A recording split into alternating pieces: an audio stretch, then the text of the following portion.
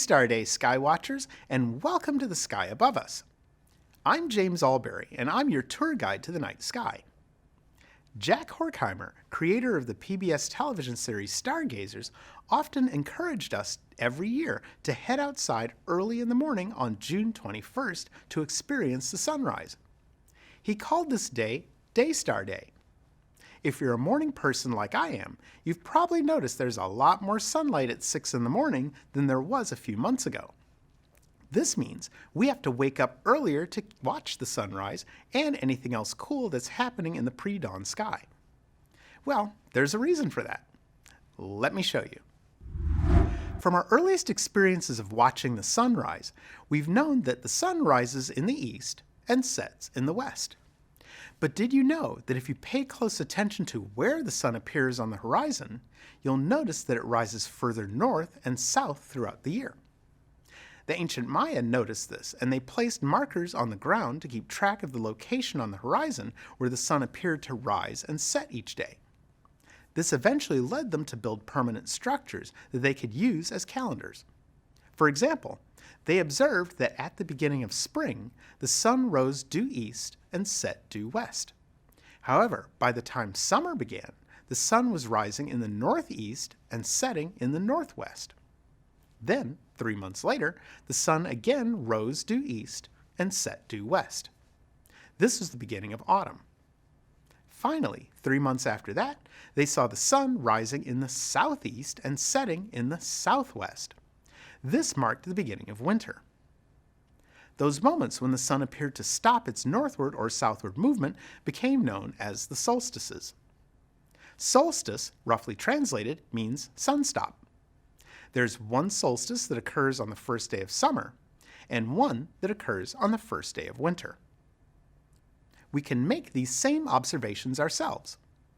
Pick a landmark in your neighborhood, a favorite tree, your neighbor's house, or any other prominent structure, and notice where the sun appears to rise or set each day. Record your observations, and you'll be surprised at what you'll see.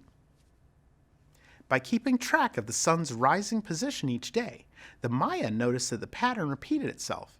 It took 365 days for this cycle to repeat, giving them a reference point for their yearly calendar.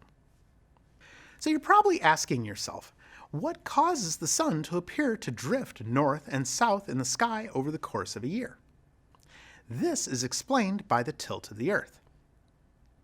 Earth's rotational axis tilts 23.5 degrees with respect to our path around the sun. This means that the rotational axis of our planet points in a specific direction in space. If you drew an imaginary line from Earth's North Pole straight into space, it would point very close to a star over 400 light-years away. We named this star Polaris because it is near what we astronomers call the North Celestial Pole. If we set the date to June 21st and position ourselves in space so that we can see the Earth and Sun at the same time, and make the Earth large enough so you can see it, you'll notice that the northern hemisphere is leaning more towards the sun. From our perspective on the ground, the sun appears high in the sky at local noon. As we orbit the sun, you'll notice that although our position is changing, we're also leaning in the same direction.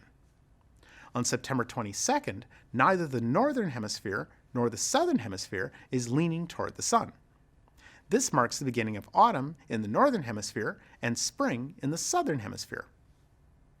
When we advance time another 3 months to December 21st, we're now on the opposite side of the sun, and again, we're still leaning in the same direction. Notice that the northern hemisphere is now leaning away from the sun, and the southern hemisphere is angled toward the sun. The seasons have reversed. Every year, my friend Jack Horkheimer would always encourage us to go outside to experience the sunrise on June 21st, the summer solstice.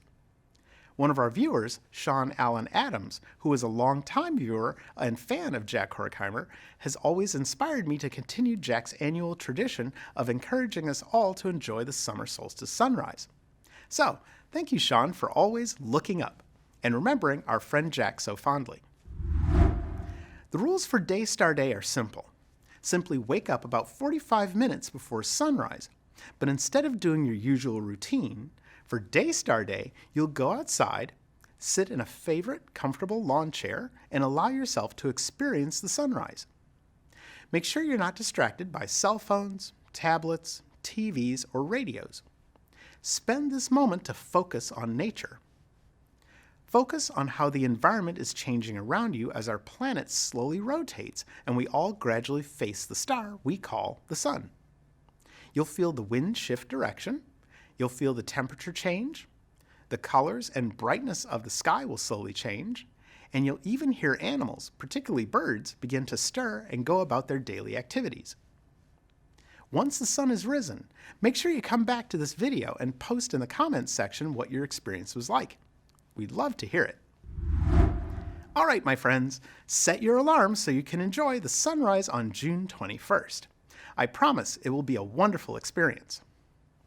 Before you go, visit our website, theskyaboveus.org. From there, you can watch previous episodes, listen to the Sky Above Us podcast, get the Sky Above Us merchandise, and you can even ask me an astronomical question that I'll answer in a future episode. Experiencing a sunrise on Daystar Day can be fun, especially when you remember to keep looking up.